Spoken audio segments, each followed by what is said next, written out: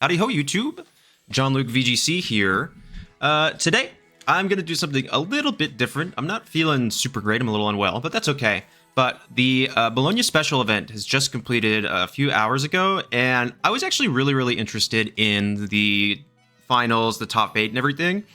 So I had some time today because I'm not doing anything. So I figured I would kind of unscripted react. We could talk about kind of what happened, some of the top teams, and then I'm actually going to go through and review the finals match between Matteo Vallata and Ruben Giancini, I think is how their names are pronounced.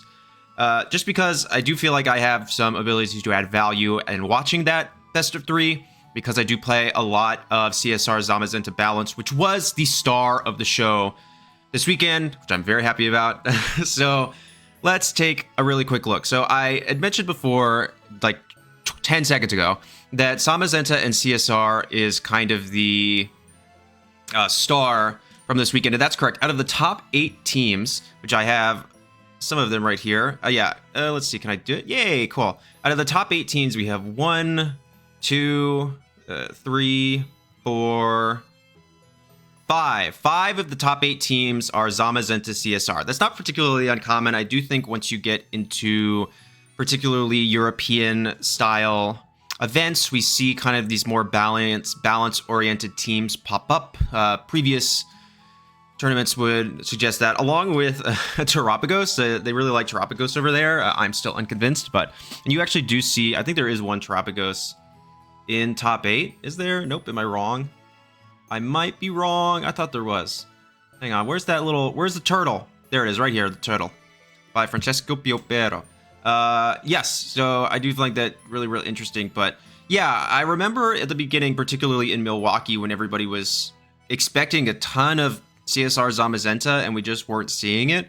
And I still think that that was because two things mainly. One, everybody was really prepared for it. I mean, as soon as Regulation I was announced, and even before, everybody knew that that was going to be a solid, safe pairing to begin the regulation. So it doesn't really surprise me that people immediately began prepping against it in order to do well in some of the early tournaments. We saw it do well in early VR tournaments, so that was kind of like it had a huge target on its back. After it didn't perform super well at Milwaukee, and then again at a couple of other regionals afterwards, it's done like okay. You know, I think, hang on, let's pull this up. What was after Milwaukee? It was Milwaukee, and then it was Portland, right? Yeah, the 2025 Portland Regional Championships is what we want. We go here. Yeah, we see it. Okay, yeah, we see it at 5th place, 4th and 5th place right here with some slight variations, and then we don't really see too much of it again, yeah, until 12th and 13th place. So it's doing like okay, like it's in here, but it's not really showing any serious dominance throughout, because we're seeing like Kyogre, Calyrex Ice Rider, we're seeing CSR Koraidon, you know, quite a bit of variation. We are seeing a decent chunk of Calyrex Shadow Rider, though. It is starting to pick up a bit more in its own right. But yeah, as a duo, it's not doing kind of what people were expecting it to do after early VR results. But now in Bologna, it placed 1st and 2nd. I mean, this today. I am recording this at 2 p.m. I think I watched the finals at like 11 a.m., so like 3 hours ago for the first time. Yeah, so let's take a look at the teams. I said earlier when the regulation first started that, can I like move myself? Yes. Hang on, I'm gonna move myself over here for this. I said that when the regulation first started, that it feels solid, but I do think that for it to perform well, we're gonna need to see some. And now I'm looking over here, not at y'all. This is gonna be fun. Actually, can I do this? We'll see. The interesting thing is that we're going to need to see some variation on the archetype. I was like, I don't think that the archetype as it existed before, you know, people were playing with like Imprisoned Zamazenta, Imprisoned CSR. We were continuing to see Life Orb, Calyrex Shadow Rider, which is here, so it's totally fine. But, you know, we were seeing, you know, standard Rillaboom, Incineroar, that kind of stuff. I thought that that was good, but we needed some variation on it to give it kind of breathe some new life into that archetype. So this is where I think we're beginning to see that play. So this is the team that won the whole thing by Matteo Vallata. We have Assault Vest, Incineroar, Terra Fairy, Intimidate with knockoff U-turn, Flare Blitz, and Fake Outs. We have Calyrex Shadow Rider, Life Orb, Terra Dark, which is something we were now seeing. You used to see Terra Ghost or Terra Fairy. Now we're seeing more Terra Dark more than anything, which I think you can attribute to Grimmsnarl maybe, because it's getting Thunderwaved out. That thing's so annoying. Nasty Plot and Protect. So this is kind of a standard. You saw me play this and a bunch of other people play this in Regulation G, where we had Terra Grass, Nasty Plot, Giga Drain. We have Chen Pao, Focus Sash, Terra Ghost, Sword of Ruin with Ice Bender, Sucker Punch, Taunt, and Protect, which is really, really interesting. Taunt makes sense. This team doesn't love Amoonguss all that much. I mean, most Amoonguss now are EV to survive one Psychic, particularly from Sash Calyrex. I'm interested to see if that is still easily achievable with Life Orb Calyrex. That kind of fundamentally changes some of the calcs, but Taunt, I think, makes sense. You don't really need Sacred Sword because you have Zamazenta with fighting type damage. Sucker Punch is okay, but you already resist Calyrex, and you have knockoff with Incineroar, so it's not super needed. But yeah, you're seeing Taunt. I think people have even ran things to like get rid of screens on Chen Pao, like Brick Break. I've seen Brick Break Chen Pao pop up a little bit. So these are all tech moves. That third move has always been pretty malleable on Chen Pao. I think I'm still kind of a crunch man myself, but I can understand the utility of Taunt. We have Amoonguss, who is definitely on the way back. Rocky Helmet, Terra Water, Regenerator, Spore, Rage Powder, Pollen Puff, and Protect. Nothing really uncommon in this set. We're seeing a move back to Pollen Puff outside of what used to be Sludge Bomb. I can see why. I mean, you have Life Orb Calyrex, so you want to be, if you pick up 2 KOs in one turn, you can Pollen Puff. If you I'm going to pick up these KOs, you can Pollen Puff yourself, so that way you get the health back, so that way the damage from Life Orb isn't as devastating, because getting an attack off and then going down to Life Orb can lose you the game if they protect one and then allow the other one to get hit. So that can be pretty bad for you there.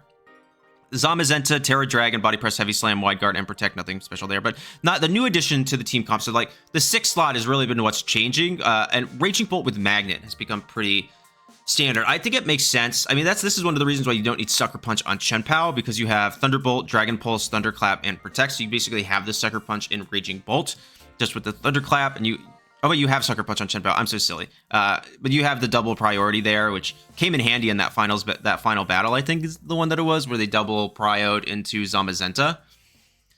My thing with the Raging Bolt is that you want some form of immediate damage, and so it makes sense that you have Terra Electric Magnet. No setup required. You have setup on the Calyrex. You have not really any setup anywhere else, but it's a lot of utility. I mean, Ensign is cool, but it's not going to deal too much damage. Amoonguss isn't there to deal damage at all. You have Chen Pao, which obviously is going to deal damage, especially with the Focus Sash, I'm sure. I don't know if they've released their rentals yet. I meant to check before I started, and then I didn't because I stink. Let's take a look. Not seeing anything. So what's their names? Let's see. So we have Mateo Velada. Now, if I'm mispronouncing these names, I am so sorry. Tim. Nope.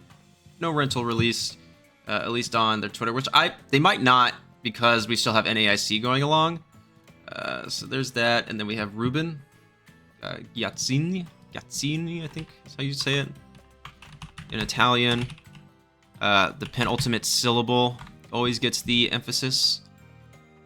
But yeah, nothing there, so I'm not quite certain. But yeah, so I don't think that we're going to have these rentals anytime super duper soon. But yeah, you're seeing this kind of addition of Raging Bolt here, which I think makes a total sense. I think this spot is flexible. It doesn't have to be Raging Bolt. I mean, Raging Bolt just has a ton of bulk and provides a lot of utility. So I get why one would want it there, but I think anything that can provide immediate damage and has some form of priority move can kind of fill in the slot depending on personal preference. And then we have Ruben. I'm not going to lie. I watched Ruben's, because Ruben was on stream multiple times. I'm interested to see Ruben's run.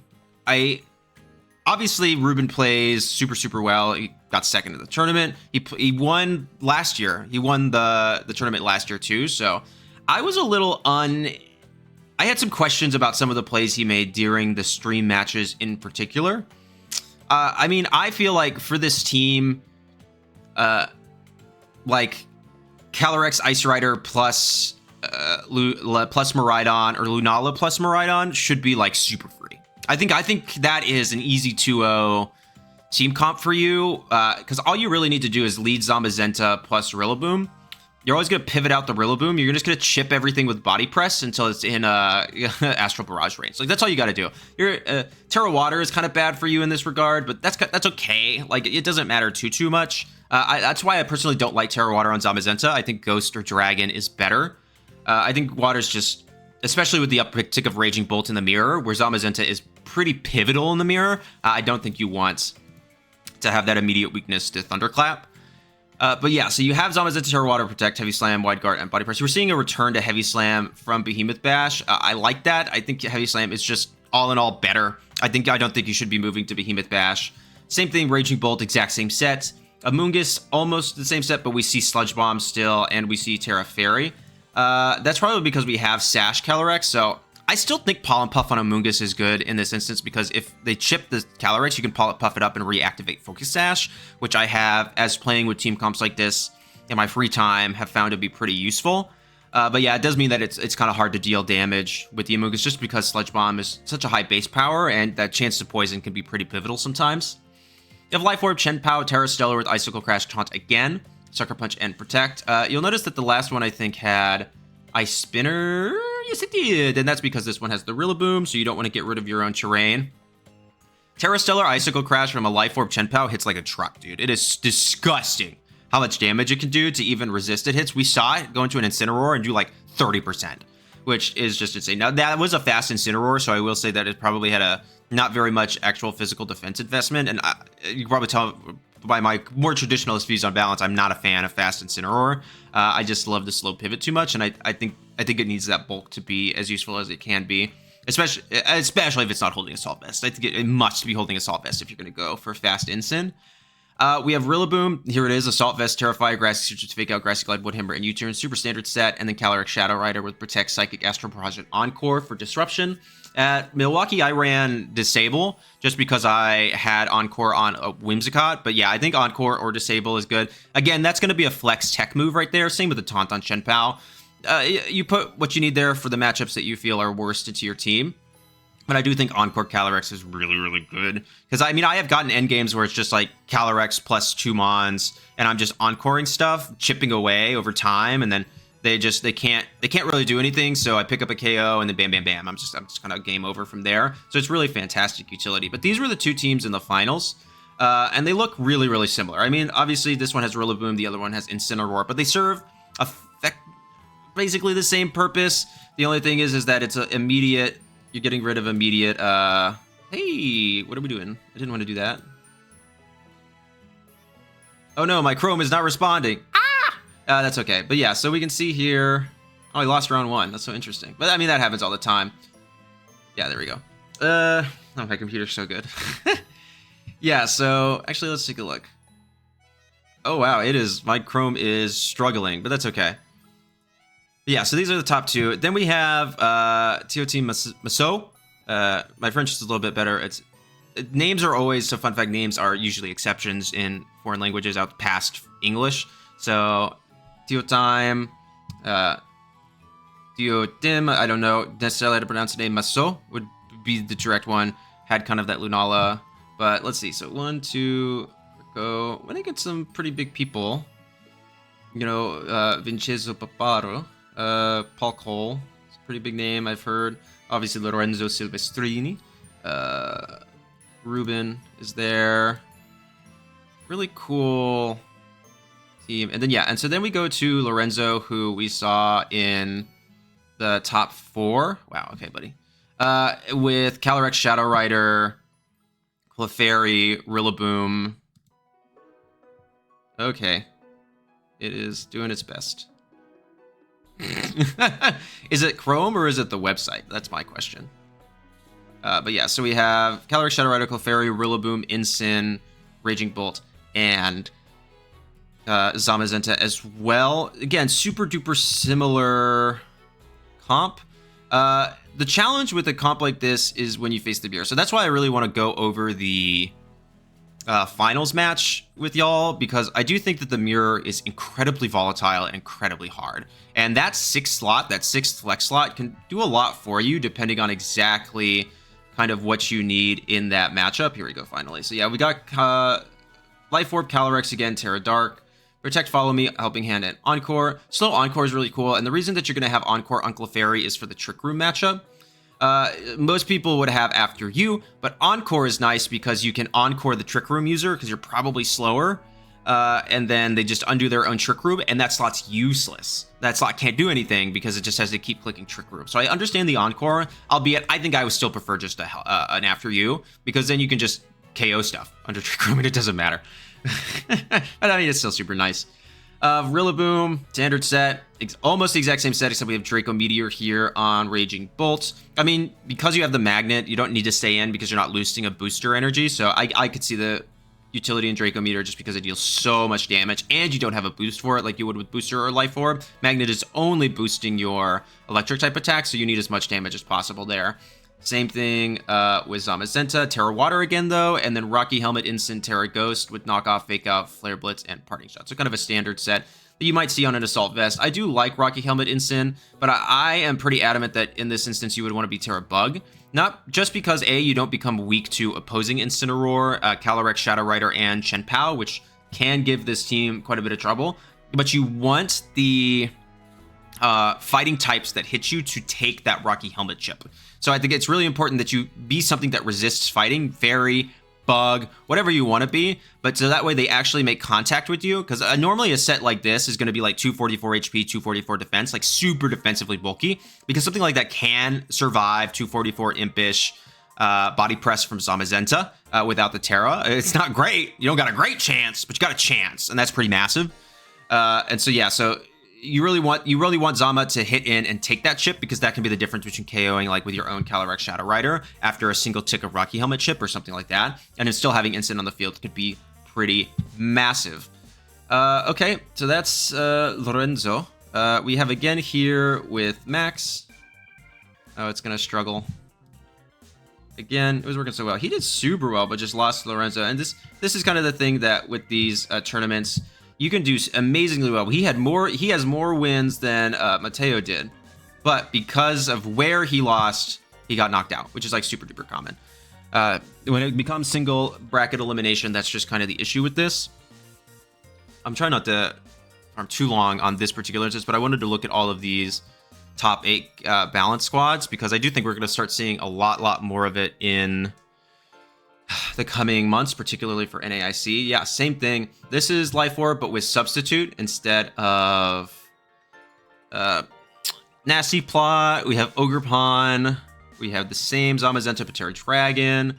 Booster with Dragon Pulse, which is cool. Fake Tears Whimsicott, which is so good right now, dog. Like, people need to start... Who cares about light screen if you're just going to KO everything with Astral Barrage? This is why you don't have the Nasty Plot on Calyrex Shadow Rider. Because you just lead Whimsicott Calyrex, you Fake Tears, you Astral Barrage, things go down, and then you have some fun, which is super duper cool. And then again, Taunt Chien-Pao. So nothing super uncommon there. I think Fake Tears Whimsicott just won the last VR tournament as well with Sash Shadow Rider. So, but I mean, that Life Orb plus that Fake Tears, it's game over, dog. And if you get that sub up, that's pretty cool. But do remember that for opposing Whimsicott, Encore is a sound-based move, so it does break through substitutes. So that was Max. We have Stefano Greppi. 2 P's would mean that you do a stop consonant. So again, Nasty Plot. That. Oh, I think this is actually. It's not the exact same team that won. That did well at a regional, like a special event, super recently. I don't remember which one it was, but I think that one had these, both of these, and I think this was an Amoonguss instead. I can't quite remember. But yeah, nothing super unusual about that comp. And that is it. So yeah, those are the 5, I think, in the top 8, which are really cool. So we're seeing kind of the adaptation of that 6-slot turn to Raging Bolt. I mean, I feature teams on the channel that have slightly different. We have Amoonguss. I did one with Dark Urshifu over like the Chien-Pao, that kind of stuff. So I think these team comps are a little more flexible than we're seeing, and we're seeing kind of that 6-slot play. You've seen some of them come in with Volcarona, because that really helps into the Zamazenta mirror pretty massively, and especially if it's like Struggle Bug with Covert Cloak, which you'll see quite often, that can be super helpful.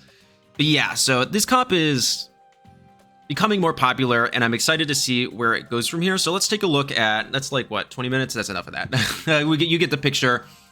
Balance is doing really, really well. So let's take a look at the finals here. So we have... oh, wait, my headphones turned off, like so let me every turn single those on really detail. quick. Of course, there's one Pokemon that is different. I can Marcus Hammond, want to be your friend so bad. Mateo's team. There's going to be a So this is Mateo. Yeah, it's Mateo v. Ruben.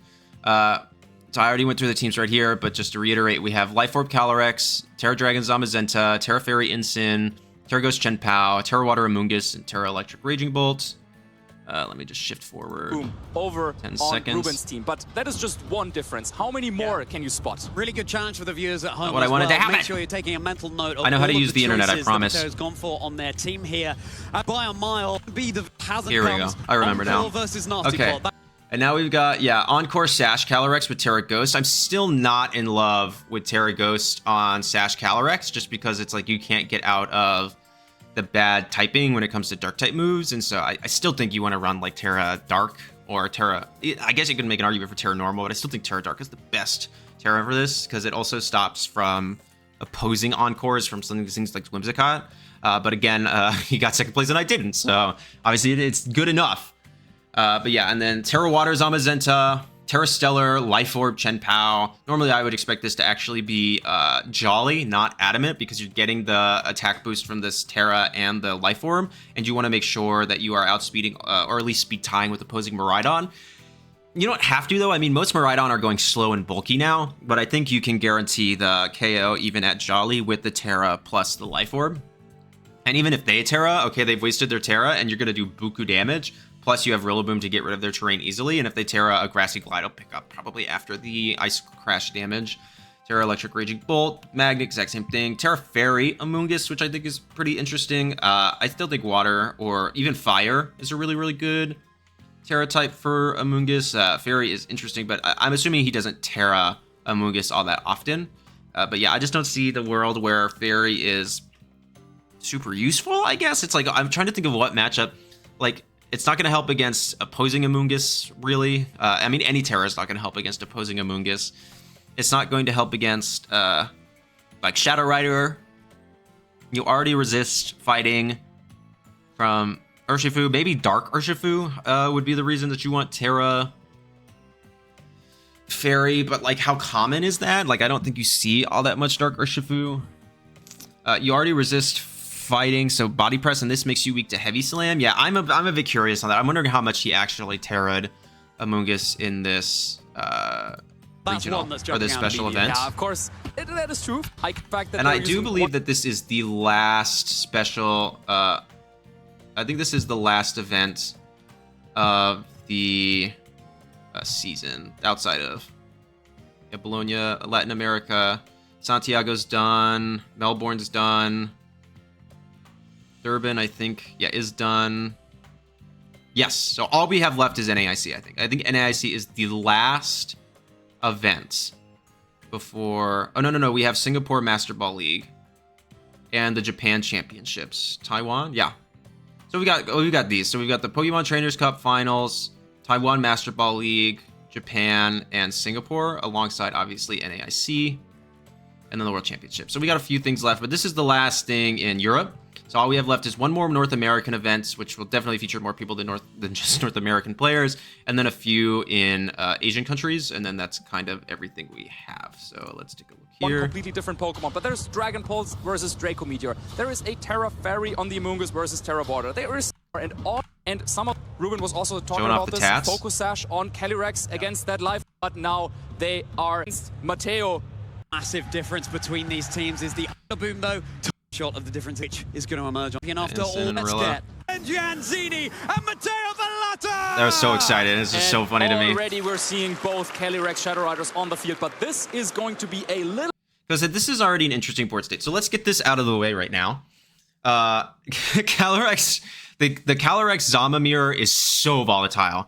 As I play this archetype casually in my free time, that is I have like a 50% win rate. It is so hard.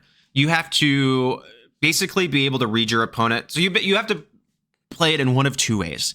you either need to have really safe lines into whatever the team comp is, which is going to be like 10% of the time. Like you have that 6 slot to kind of make that happen for certain versions of the team. But if it's not that team, you're cooked. Or you just have to read your opponent and, excuse my French, but go balls to the walls with it. And so it is a pretty big challenge. I'm going to move myself back now. Hang on. Let me... That's not what I wanted. Shoop. I know how to use the computer. Okay. Yeah, so it's like super hard to play this because you basically just have to get some calls right and go hope for the best. And it's like every turn, we talk about 50-50s a lot in Pokemon. It's like, okay, they can do this or this. I just have to get a call right. I really think these are like 10, 10, 10, 10, 10, 10, 10, 10, 10. Like it's just so many options, so many choices that have to be made, and you can lose on turn 1. You can win on turn 1. It's just like super volatile. And I often say when I'm playing best of 3s is that you want to game 1 play the team, but game 2 play the player. Especially if you win. But yeah, in this instance, you're just playing the player. Like you just have to know what they want to do, get the calls right, and then hope that you're right. And that's it. That's really all you can do. So let's see. A little bit different comparing to how the top 4 game of Mateo went earlier, because there is Focus Sash over on okay, so as there's no Zamazenta. Yeah. Doesn't matter. On in the battle. But yeah, so I mean, obviously Incineroar has a ton of pressure put on it right now because of the body press. You could fake that out, but then all of a sudden... Calyrex gets a free Nasty Plot off, especially if it Terra Darks. Well, this is the Life Orb. That's the Sash. So this actually is Encore. So, I mean, you could just rip an Astral right here. Just chunk some damage out, like break Sash on Calyrex. It's not really that bad. So, yeah, that's kind of something to worry about here, especially with the Nasty Plot going on. So much damage being threatened. Body when you see 2 Calyrex, I'm going to keep stuff. This is the whole point of the video. I hope you enjoy this. But if you see 2 Calyrex Shadow Riders across the field from each other, just assume that it's a speed tie. So that you cannot, if they Nasty Plot this turn. So yeah, Mateo Nasty Plots this turn. Ruben can go for the Encore next turn, but it's like a 50-50 again. It's just like everything's a guessing game, and you have to hope for the best. Incineroar, Astral Barrage would not. This could be a tough position for him to deal with that. Terra Ghost on Rastalise away from its Astral. We've all seen this. Yeah, and Mateo also thinking about this. Maybe he's thinking a lot. Different lead there, hovering which over you should not. Okay, so by the way, if you're playing the Calyrex Zamazenta mirror, I mean, your opponent's probably going to lead Calyrex Zamazenta. That is the ideal board state for you in this position, is to have Calyrex and Zamazenta, because it forces so many calls and so many mind games. When I am playing the mirror in whatever team I'm using, I am assuming that is what they are going to lead, and I'm playing off that. So just kind of be ready for that. You want to go on the offensive right away, you risk losing your restricted Pokemon. No, yep. Okay. So Incineroar swaps because it's super pressured. For now. There's too much on the line. Mateo deciding to keep the other reason why you want to swap there, because if you fake out the... that's actually really funny. He's like flying on a cloud. But if you fake out the opposing Zamazenta, you can get Encored into fake out the following turn, which can be kind of annoying. And if you win the speed tie, you can't Encore and Encore. So that's why you don't really want to go for the fake out in this instance. As another joins the field, Zamazenta. Remember, it's not Prankster. It's not Prankster Encore. Seems like a mirror exactly over there. It's again bad. Encore position here. Now, how is Ruben going to be responding? It's going to be the Protect as well, of course. Yep. Both of them really putting on the pressure. I also don't love this switch. As Zamazenta attempts another Protect. Yeah, just a double Protect to scout. Moot. Yeah, and I think that's a pretty safe play from Ruben. I think that's fine. I just mentioned it before, but I will be kind of critical on Ruben's plays in this match. I'm going to be honest with you.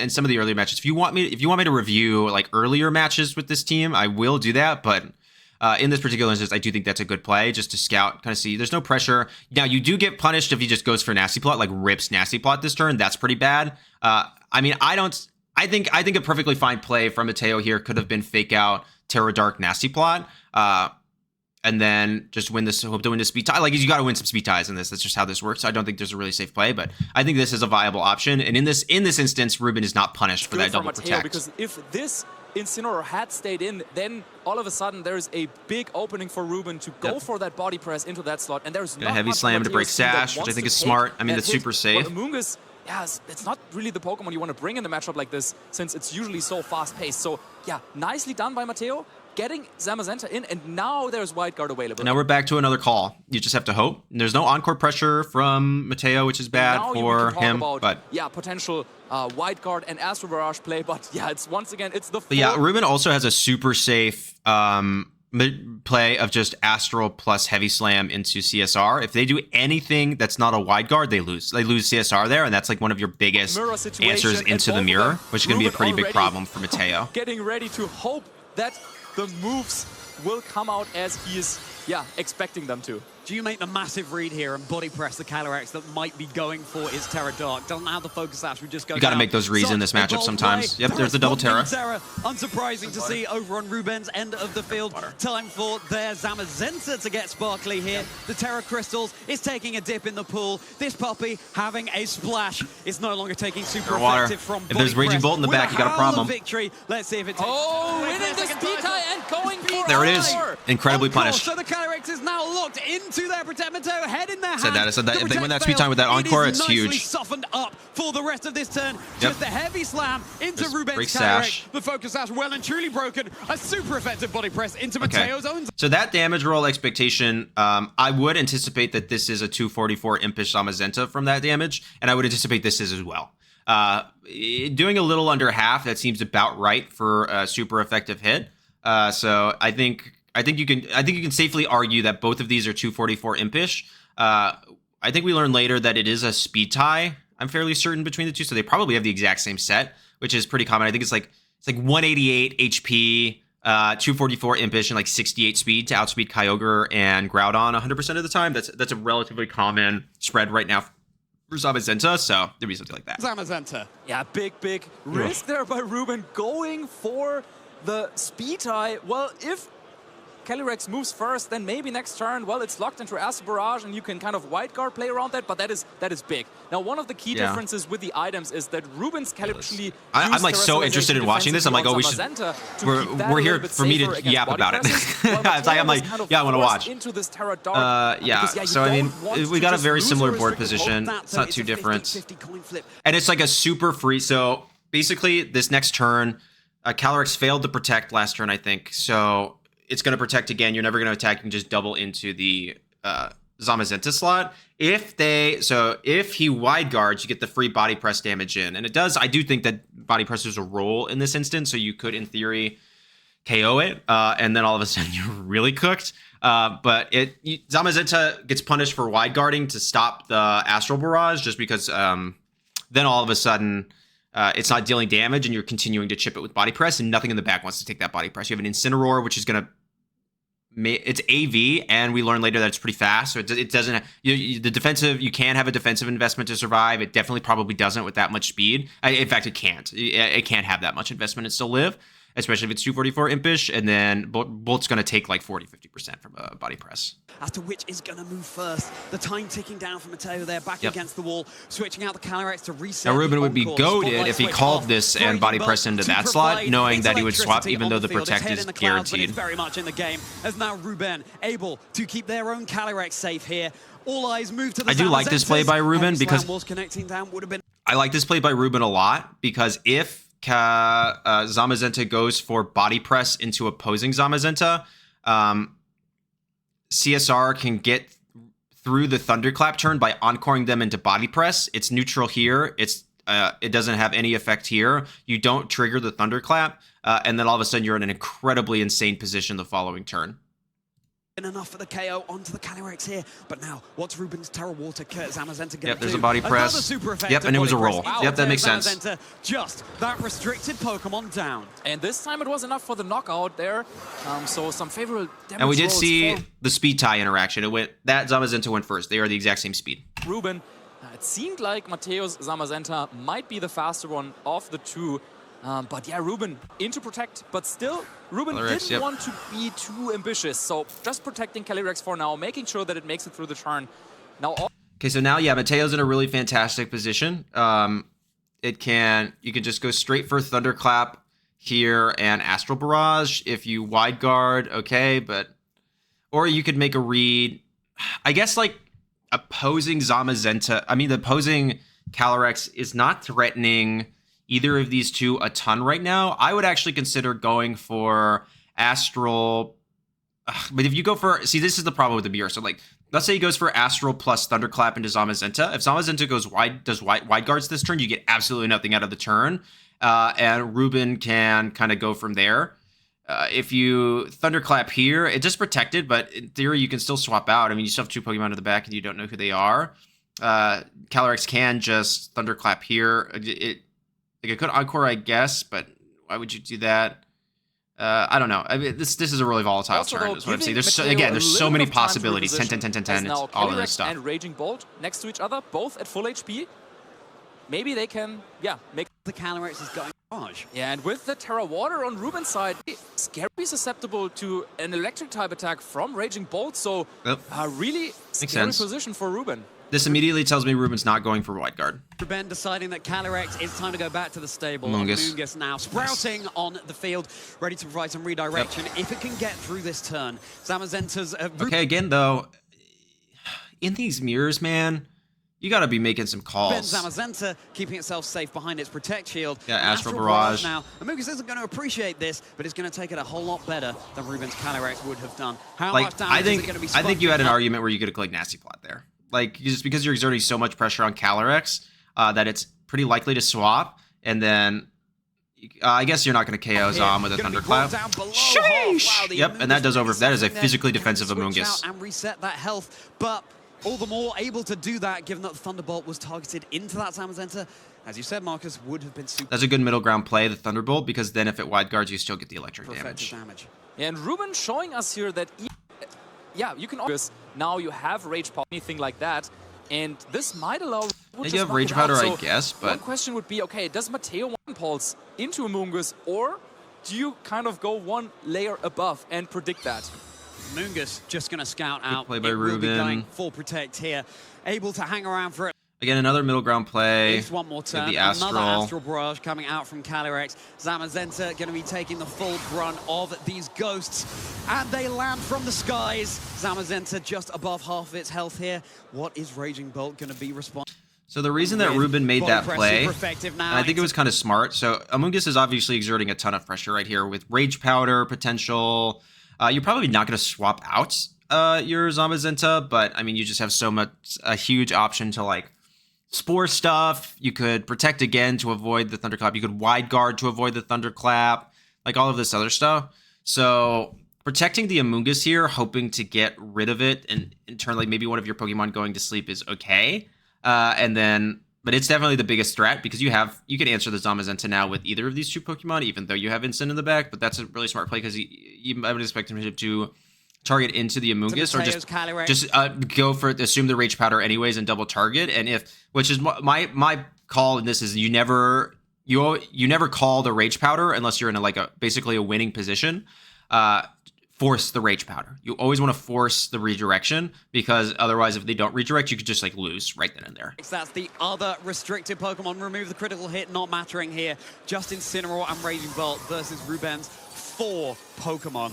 Oh my goodness me. Such a dominant position for Ruben here. Thunderbolt, though, super effective into Zamazenta, removing it from the field, but don't think you mind it too much if you're Ruben here. Against Instrument that's the reason I don't like Terra Water. Okay, so now we have no more Terrestrialization available for either of our players, but a big round of Intimidate on Qianpao. So still slightly softened up other targets on the field from the Terrals. You've got the Calyrex lurking in the back, pretty fine margins. Boosted Thunderclap, so it's not actually that straightforward because Incineroar is looking really strong for Mateo. Yeah, Amoonguss and Qianpao both can't really do too much to it. Nice Protect there, and yeah, Incineroar could just get a knockout here this turn. Where is it going to be targeting? Flare Blitz into the Amoonguss. Yeah, that's going to be the Amoonguss down. Now Ruben down to just their final 2 Pokemon as well. The Qianpao and... So yeah, save here. You don't go... The reason that Mateo didn't go for the Fake Out... Now, I guess you... Because it's like, do you KO Amoonguss with a... I don't know, actually. I don't know if I like that play for Mateo now that I'm thinking about it. I feel like you always just Fake Out... unless you anticipate Raging Bolt not to KO the Amoonguss with Dragon Pulse, but I think it would because of how much damage it took from that Astral Barrage.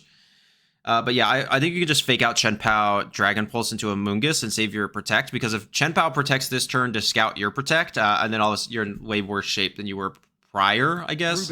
I guess you just double it with Incineroar and Thunderclap. But they could just Sucker Punch then. I don't know. And with Assault Vest on Incineroar and with no Sacred Sword over on Qianpao's side, How can Ruben knock out this pesky cat?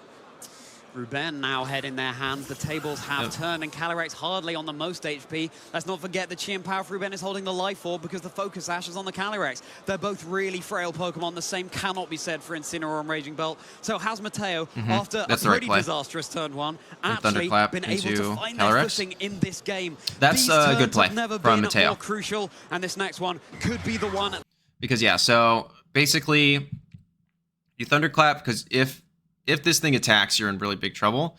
You're also threatened by an Encore from Calyrex, so you don't want to be Encored into Protect. You'd rather be Encored into Thunderclap than anything else. So by going for the Thunderclap, that will have the heightened priority, even though it'll fail because Calyrex goes for the Encore. And that's the other reason I didn't really like the Protect from the prior turn. I think the Fake Out's better. But then you can, I guess actually, then you get locked into Fake Out by Encore, so that can also be kind of bad. And you need Incin to not. Yeah. Okay. Actually, I understand the play from Mateo's side. Thinking ahead now, now that I've talked myself in, I agree with it actually because it's better because you have the opportunity to not get locked into Protect, but you will get locked into Fake Out with Incineroar when Amoonguss goes down and CSR comes in. So actually, no, that makes a ton of sense. I understand the play. I agree with that play now.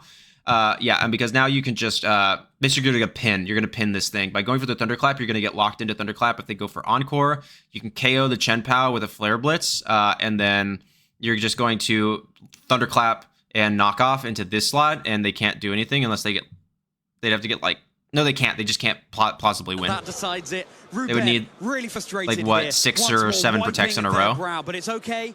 They still have one more game. Yes, you can't tell Ruben is getting tilted here. This matchup is so annoying. Like I get where Ruben's coming from every minute of every day. I have been practicing it every day. It is so hard. It is so frustrating. You can win and lose in a single turn. I do not blame Ruben one bit. And there's so much on the line for him because he could win again. He's like just about to win again for the second year in a row. You got to have a better mental than that, especially in these instances. You got to like zen in a little bit, but I get it. I can empathize where he's at right now. Yeah, identifying this win condition for Mateo. He knew that once he Mateo has no pressure. If he loses, he was the underdog anyways. If he wins, it's amazing. It looks like Incineroar is just pretty invincible. Yep, so there's the Thunderclap, right? He's going to Encore. Might be an Encore there coming in. Okay, that is one small victory for Ruben. It absolutely is, but it does mean that Calyrex is going to have to roll that dice as to whether they go for... This is a good play from Ruben. So you're probably asking yourself, why is he... Why is he Icicle crashing into Incineroar here when he could just take out the Raging Bolt? Because Raging Bolt's locked into Thunderclap. It cannot KO Calyrex Shadow Rider if Shadow Rider protects next turn. So you can simply, if you go for the Icicle Crash here and get the flinch, it doesn't take out either of your Pokemon. The next turn you protect Shadow Rider and Icicle Crash into Raging Bolt. Incin Flare Blitzes into Chen-Pao, takes additional recoil, and then you just need to KO with a single target Astral Barrage. In order for them to with that much damage, I don't think it would at Sash. In fact, I'm certain it wouldn't, but this is your best bet. This is the best bet to win. Chi down, you're taking a whole lot of recoil damage if you're Incineroar, but Ruben, all of a sudden, the horse looks like it's bolting. Oh, and now it might come down to, yeah, is this Calyrex? Yeah, it surely should be in range of a Thunderclap at this point, because if you can get the knockout on Incineroar, and if you can take Thunderclap here, And battle was canceled. The reason I disagree with Ruben canceling there, though, because you want to see if the Thunderclap actually KOs. It probably does. I mean, it's got to, man. It's magnet boosted Thunderclap. It's going to do so much damage. But yeah, it's he's pinned here. He can't win. Might be able to play around the power points, but no.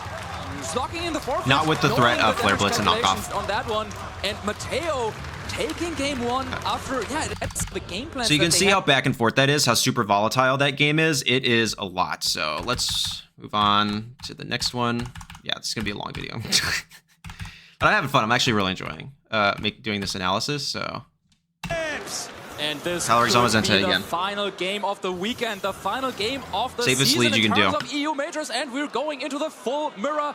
Zamazenta and Calyrex Shadow Rider. Think about everything that can happen right now. So many possibilities. You can win or lose right here. And that's just how it works. Out on the battlefield for both players. So, I can make a video alone. I can make a whole video on this turn alone. Like exactly what can happen here. There's so many options. Yeah, it would I could make an hour-long video just on this one turn. Body presses. This is an absolutely nightmare lead. I do not envy either of the trainers in this position. I don't either. Yeah, this is really hard to maneuver because, well, which Pokemon do you want to Terra? Now, over on Mateo's side, we have kind of established. I'd want to go already analyze body press. Now, Ruben has the Focus Sash, so maybe Ruben can play a little bit more careless, but this turn one might already decide the game. It's all in the basket now, trainers. Get those eggs out of there because it's the responding terrestrialization over on Ruben's side of the field. Get your attention on the stream. Is it going to be Ruben or Mateo? Already, again, the Zamazenta going for its Terra Water. Pretty risky in the face of what could be a Raging Bolt lurking in the back. We'll just have to see if it is. Just the Protect coming out from Ruben's Calyrex. Careless is certainly not the mode of play that Ruben wants to go for as another Astral Barrage. Zamazenta is taking just as much damage from that as it would have done before. Water, no difference in the type damage calculation. I think I pressed some buttons and the sound's a little off. Hang on. Very same position. Going for Terra Dark, you're opening yourself up to being hit with a body press. Now, Ruben has the Focus Sash, so inside the game. Crystallization over already a Raging Bolt. Careless is certainly is taking just as much damage as the Steel and Fighting. It's going to do, like 40-ish% with the... Now you're neutral, though, to the body press. Okay, so actually maybe Mateo's is just faster. Maybe I misremembered that. And there we go. That is something you have to do in this matchup. I totally respect Ruben for that play. He's probably won. He probably wins now. Because you're locked into body press here, so you can encore body press. You can encore Zamazenta into body press, avoid whatever comes in next, and then just kind of go to town, which is pretty huge. To the Calyrex to terrestrialize into Dark. He called it. It was something that Mateo did in game one. Ruben saying, I see you. I know you have. Game one, play the team. Game two, play the player. And Ruben's so behind in this matchup, he's already down a game. He's just kind of like, I gotta rip it. I just gotta go for it. Terra Dark there. If I body press that slot, I'm gonna make that call. If that terrestrialization hadn't happened, the body press would have done absolutely nothing. Ruben Genzini with his turn one in game two. Body press, so we have Raging Bolt. And we've seen it in the previous game, how difficult it is for Ruben's team to hit Incineroar. So if Ruben brought the same Pokemon like in the first game, maybe Mateo still has a chance here. Incineroar lurking in the back or not. We're going to have the reveal of that later on. Potentially, Zamazenta in front of it. There's so many options here. They could switch, go for a Protect. The Raging Bolt really is a thorn here. Just the Encore now, locking Mateo. Makes sense. Now you can't. Now Zamazenta can't touch Calyrex. Went for before.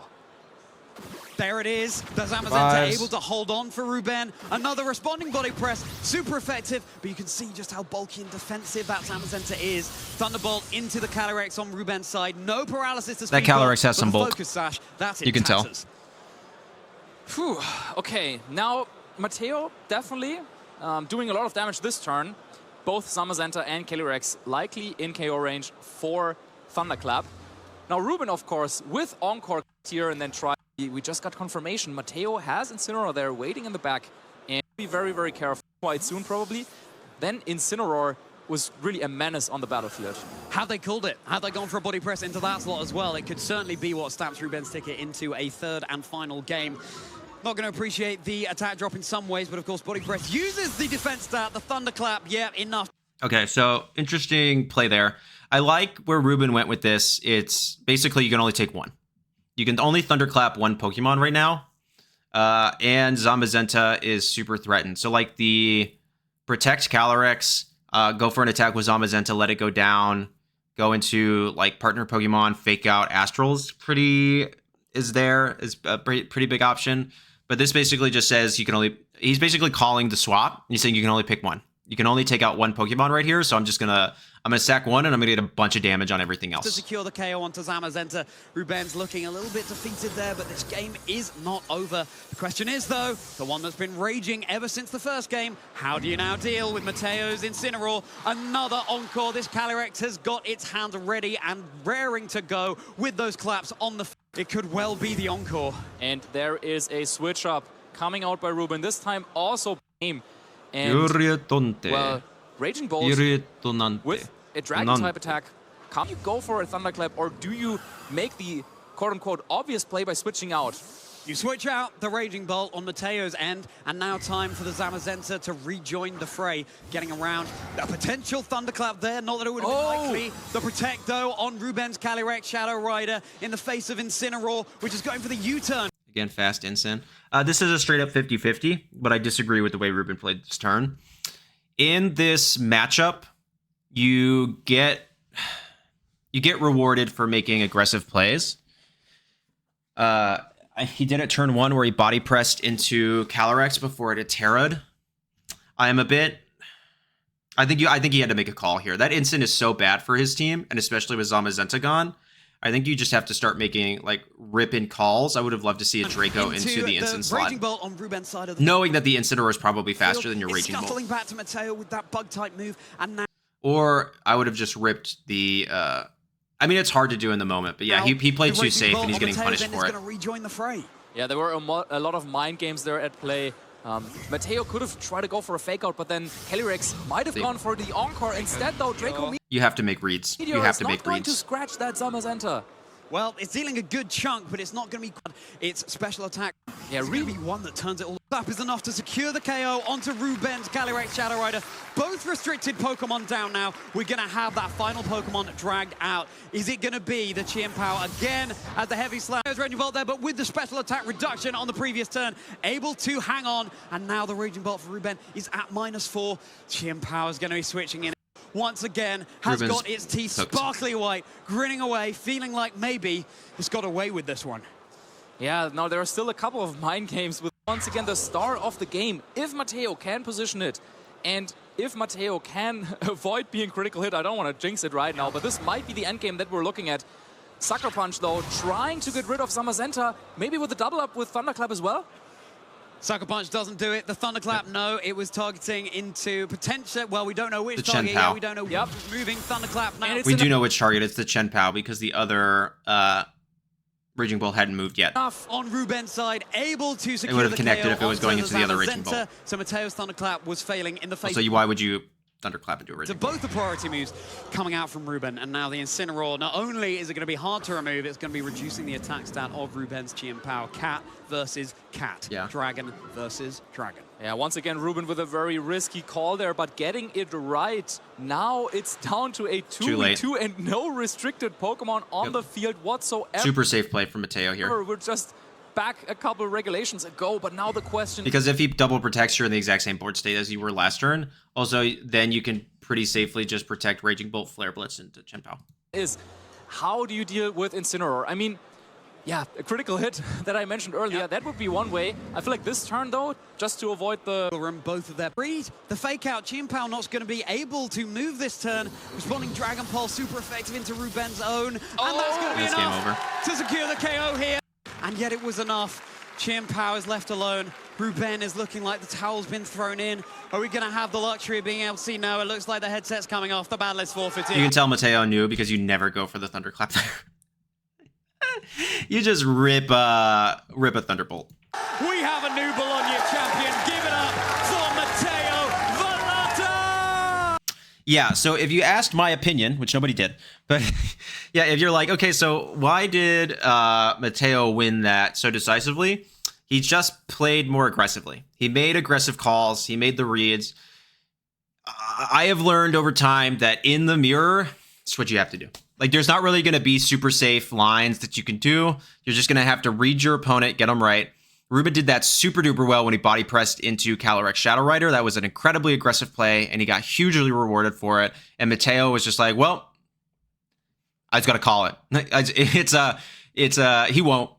I often say that Calyrex Shadow Rider players will let you do it because you know that they know that they know that you know that they know. So you know that they know. So it's this mind game. It's all these mind games. But yeah, I just think that Ruben didn't play as aggressively and read heavy as he needed to in those moments. Unfortunately, at this level of play, first of all, this high level of play plus this particular matchup, that's what you have to do. And there's nothing you can really do about it. It's really, really frustrating. It's really annoying, but it's a skill you have to learn, especially if you want to play this archetype. So I think that is something that if Ruben wanted to hear any advice on how to get a little better with this archetype, which I also need to take, I also struggle, in the mirror a lot. It is really, really hard. I don't want to diminish how much of a challenge this was for either player, particularly the pressure of, you know, a championship on the line. This had to be incredibly hard. And Ruben, you could tell, was getting tilted, but I empathize with the situation. You know, he is the guy that's supposed to kind of sweep away with this. I mean, he's the expected winner. He's back in second place. Kelch had just recently done it, basically, and he was like, I can be the next one, and he can see that goal slipping away from him at every turn by somebody who is definitely an underdog. So I empathize with the situation. I think you need to get into a mental state that doesn't happen, because that's where you kind of make these mistakes. And he got back in, he did the body press, like he made some really, really good reads, but at the end of the day, he just didn't get them right. And I don't think he necessarily played poorly, but I don't think he played in a way that gave him the best opportunities to win this matchup. So really, really good job to Ruben, and congratulations to Mateo on the win. I was really excited to see this matchup happen in real time. I highly recommend you just go and watch without me yapping. It's a really, really cool set of games. There's plenty of them in the event. Go watch the live streams. You will not be disappointed. But I think that's enough for me for this video. So thank you all so much for watching. Please make sure to like, comment, subscribe, and become a channel member. And if you would like to see more content like this, I did have a ton of fun making this. So if you would like to see more like this, just let me know down in the comments. Let me know which battles you would like to see. I will happily make more analysis, commentating style stuff, which is actually, I'm not gonna lie, it's what I enjoy most. My goal has never been to be a competitive Pokemon player. My goal has always been to be hired by the Pokemon company to be a professional commentator. I really love talking about Pokemon and educating Pokemon to other people. I love celebrating with people when they win, and I love comforting people when they lose.